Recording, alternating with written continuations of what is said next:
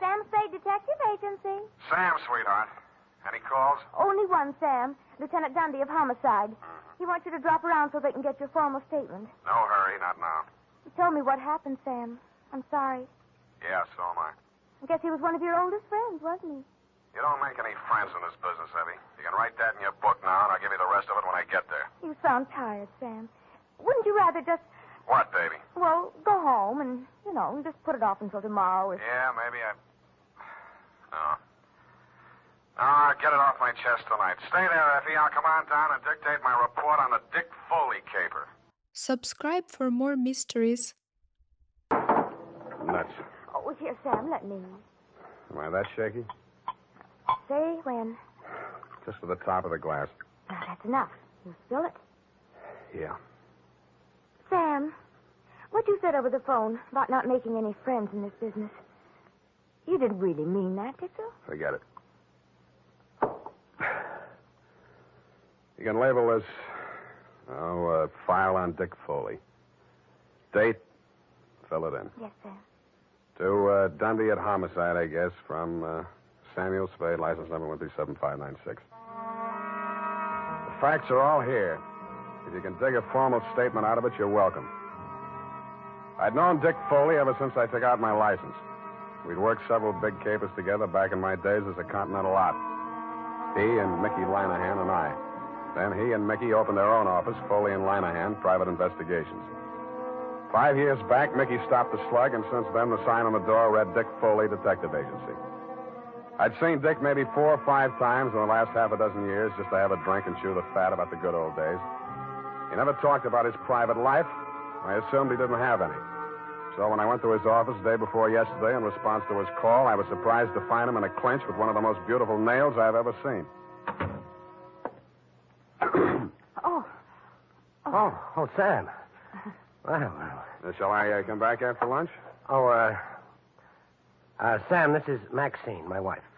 Well, you don't deserve it, but I'm happy for you. I'll return the compliment, Sam. I've wanted to meet you for years, but Dick wouldn't introduce me. Now you know why. Well, you run along, honey. Sam's here on business. All right, Dick. You can bring Sam home to dinner if you like. There's plenty. If he's not too busy, but don't count on that. Well, try anyway, won't you, Sam? I will indeed. Bye now.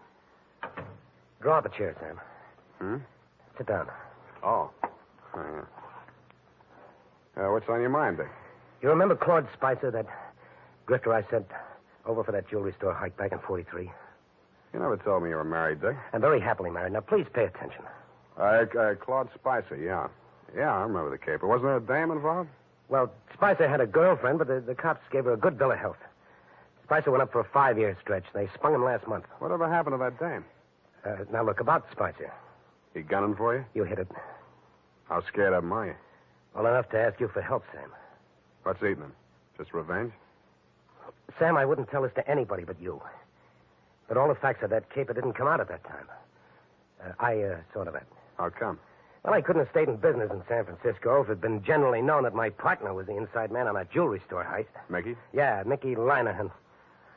You and I are both great at choosing partners, Sam. They both deserved what they got. Only one difference. I sent up the killer that plugged my partner. Some people thought the way you gave evidence at Spicer's murder trial wasn't so hot. Well, he was alibied, Sam. In fact, the robbery was his alibi for the murder. I don't know how he managed it. I've been trying for 5 years to figure it out. Spicer's afraid I might succeed someday. That's why he's out to get me. What's he waiting for? Oh, I don't know. He won't do it simple. He'll have a fancy plan like the other time. He's tricky. Where's he staying? At the Belvedere. Here's his mug. I kept a plant in the building for a couple of days, but he stayed holed up in his room. I think he spotted me. Okay, Dick, I'll give it a buzz. Now, wait a minute, Sam. Yeah? I'm not asking you to do this for love. Standard fee, 25 in whiskey money. Okay? Forget it. This one's on me.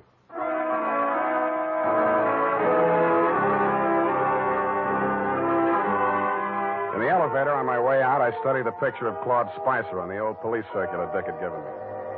But a picture in the back of my mind kept getting in the way. It was Dick Foley's wife, Maxine. When I hit the street, I still saw her face before me, and it was no picture, only pretty as. Sam, I waited for you. I've got to talk to you. My pleasure. Shall we confer in an adjacent cafe? Wherever you say. Only I don't want Dick to know. Then you shouldn't have married a detective. Please, Sam. How's this? Black watch. Yeah. Looks dark enough. Oh, that booth in the corner, it's secluded. Why not? Slide in. Oh, no, over here, stupid, not facing the street. Oh, sorry. I'm not much good at this sort of thing. Sam, I'm not asking you to tell me what it is, but if he's in really bad trouble, I think I have a right to know. What makes you think he's in trouble? Well, I'm not blind. You can't live with a man and not sense it when something goes wrong.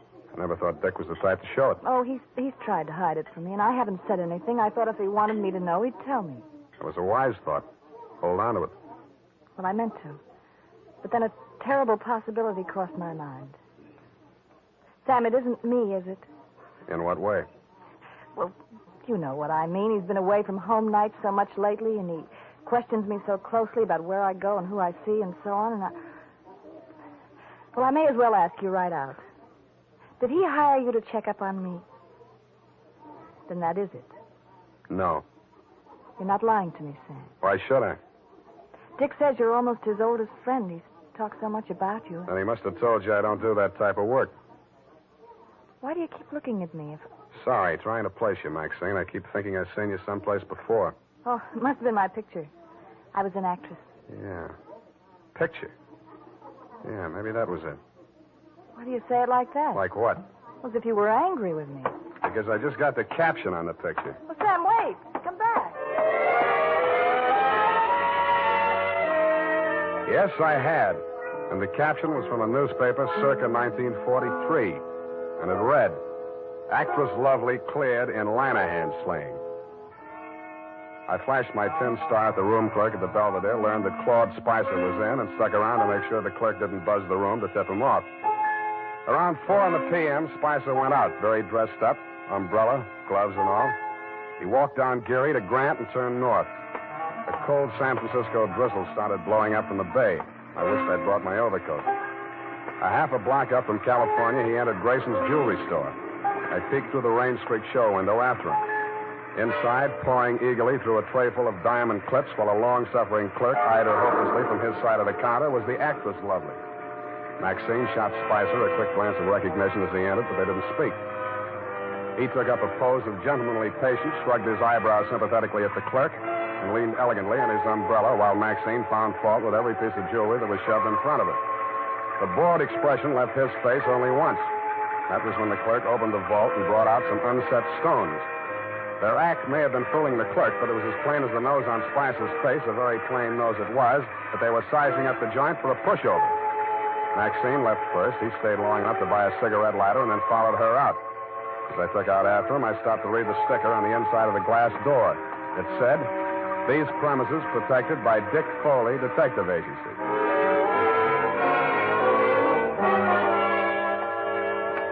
Maxine was waiting for him at the corner. I grabbed up a Chinese newspaper and used it to listen behind, but I needn't have bothered. They didn't seem to care. Well, are you happy? Ought to be about $1 million. Why are you so disagreeable? You ought to be feeling good. Feeling good. 5-year stretch, I come out to find my girl married to the joker that sent me up. You didn't think it was such a bad idea at the time. Well, I do now. Well, after tonight, we'll go east, you and me together, baby.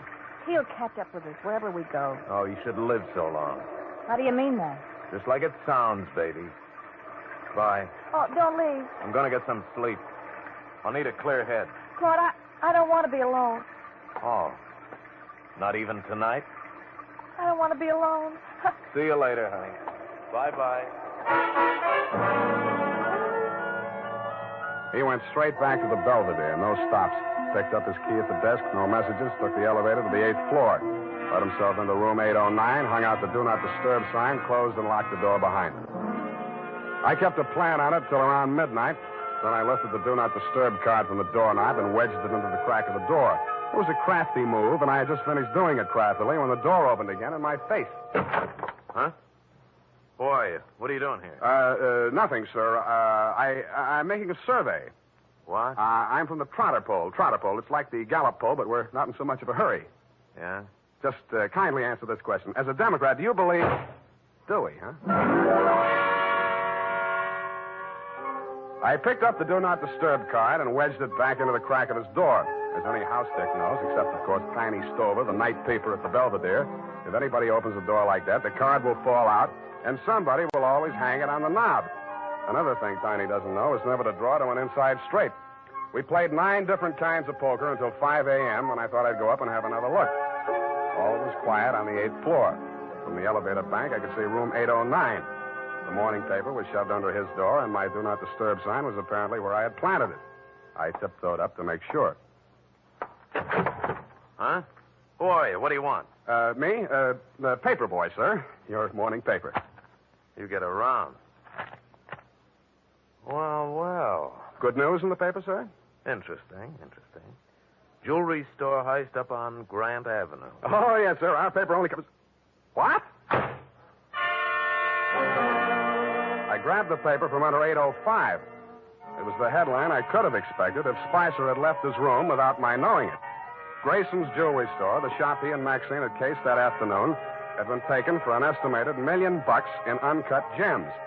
But Spicer's door hadn't been opened, and there was no other exit. I sat down and thought. And what I thought of was that sticker on the front door of Grayson's said, "These premises protected by Dick Foley Detective Agency."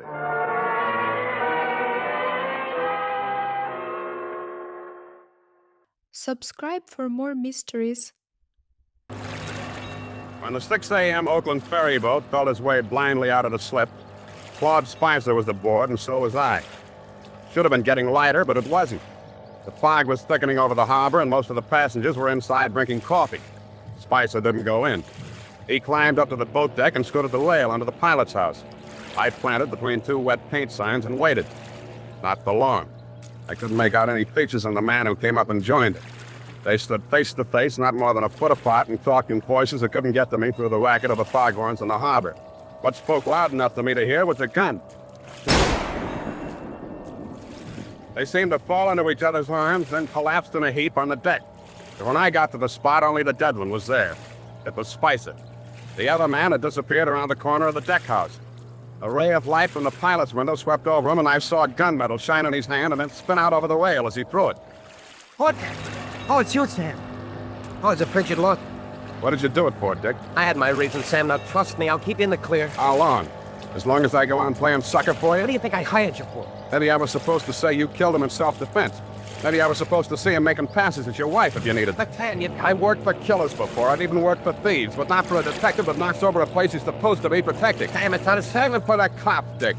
I'm turning you in when we get to Oakland. No, you're not. Dick, come back here. You told me. I'm going over this tide if you try to stop me. You're going with me. He fought away from me, got 1 foot over the rail, and kicked out at me with the other. It caught me on the point of the chin. I stumbled forward and grabbed out blind. It must have caught him by the belt just as he jumped. I remember something pulling me halfway over the rail and trying to get free of it. I did, but not soon enough. I was in midair, and the black water came rushing up to meet me. I found myself mechanically keeping afloat somehow and trying to get out of my coat. I felt heavy and logged till I swallowed gallons of water. The murk hung low and thick. There's nothing else to be seen anyway. I swallowed what felt like several more gallons before I got rid of the coat. From out of the misty fog blanket, from every direction in a dozen different keys, from near and far, foghorns sounded. I stopped swimming and floated on my back, trying to determine my whereabouts. After a while, I picked out the moaning, evenly spaced blasts of the Alcatraz siren. But they came out of the fog without direction. Seemed to beat down on me, straight above. I was somewhere in San Francisco Bay, and that was all I knew. I suspected the current was sweeping me out toward the Golden Gate. And a light came up ahead of me suddenly. A boat tacking a crew out the way. I lifted my head and strained. The boat siren, crying its warning, drowned out my shouts. Went on past, and the fog closed in behind it. Then I heard a new sound. Seagull. I swam towards it, and it seemed to get lighter. Part of it was the dawn light beginning to cut through the fog blanket. But there was also a strange-looking man standing on the water and waving a green lantern back and forth. I yelled at him to wait for me, and a seagull got off his hat and flew away. When I got closer, I saw it was not a man, but only a buoy, channel type.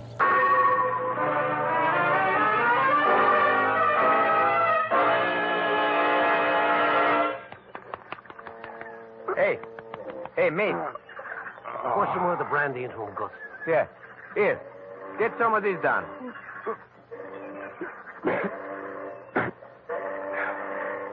Where are we? Hey, ain't heaven. You can tell that by the smell. Oh, fisherman's wharf. Yeah, take it easy. We got ambulance coming. You going to the hospital? No, I'll be okay. Hey, give me a hand. Yeah, okay. Hey, you do us a favor, will you? Don't fall down till you get out of sight this time. We're tired of picking you up.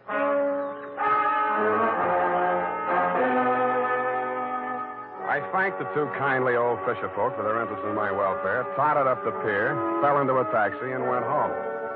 While I soaked out some of my aches and pains and chills, I did some stewing about the caper so far and stewed up enough anger to carry me through to the finish. I checked the Coast Guard for news of Dick Foley. They told me his body hadn't been recovered yet. I got dressed and went over to his office. The cops hadn't been there. I went through the file cabinet. And what I found under Foley Private had me so interested that I didn't hear Maxine come in until she closed the door. What are you looking for? You, baby. I'm for you. Sam. Come here. Oh, Sam. Nice, huh?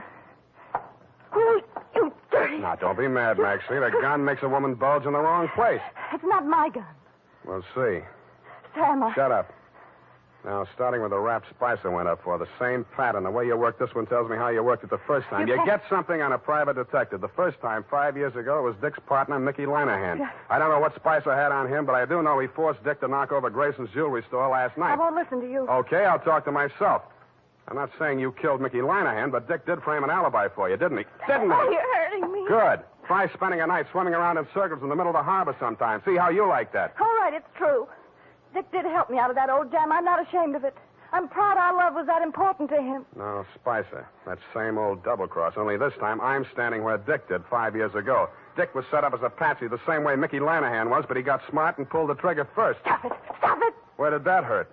You fool. I loved Dick. Yeah. I loved him.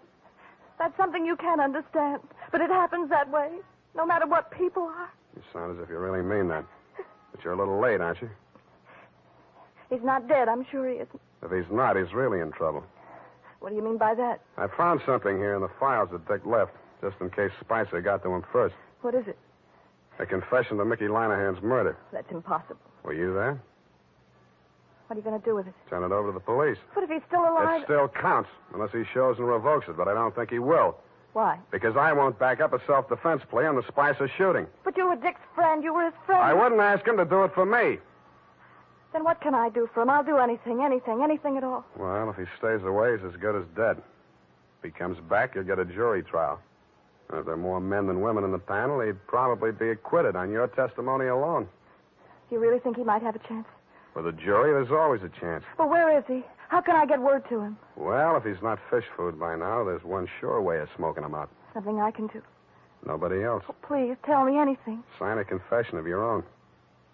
Confession? Not Mickey Lanahan's murder or anything they might nail you for. Swear that you shot Spicer. What? Now, you can always renege. Make both of you look good, sacrificing for each other. How about it? All right. Tell me what to write. I did.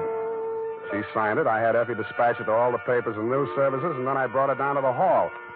Naturally, you didn't believe a word of her confession, Dundee, but when I took you aside and explained my stratagem, you endorsed it heartily and had her booked. She pressed my hand and thanked me. The look of resignation on her face was so real it was hard to believe she was faking. When she turned her back to follow the matron down the corridor, I saw why. On the back of her coat, there was a smear of white paint. I remembered the wet paint signs on the Oakland ferry boat. Dick Foley gave himself up an hour after her confession hit the street. Screamed and yelled at everybody in homicide, trying to convince them that Maxine was innocent and he should take the full rap. But I'm afraid I queered that when we confronted him with the autopsy surgeon's report. He tried to bluff even then when he read it. Pellet A ended right side between third and fourth ribs, penetrated left lung. Pellet B, pleural membrane, side wound punctured. Well, so what, Sam? All three on the right side, angling up, you see? No!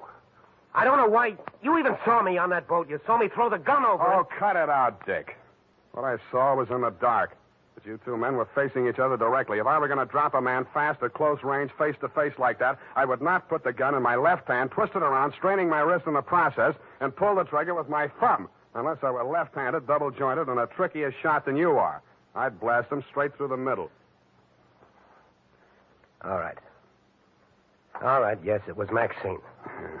Well, that's good. Maybe you can get cured now. Why don't you open up some more? Let me put it down like it was business. All right, sir. Number one, Maxine killed your partner, Mickey Linehan, 5 years ago. Probable motive to eliminate him and send Spicer up for it. Yeah, she didn't figure on Spicer being smart enough to confess to the robbery, and that alibied him for the murder. Two, you perjured yourself to clear Maxine of the murder. Motive?